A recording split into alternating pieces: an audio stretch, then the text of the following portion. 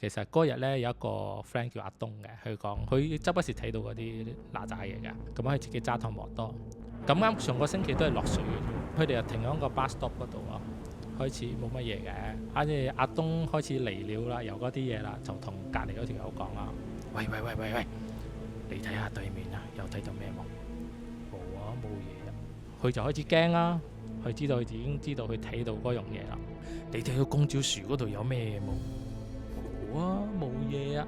另一個 friend 又問佢咩嚟嘅？佢飄緊過嚟啊！佢飄緊過嚟啊！你講得好好笑啊！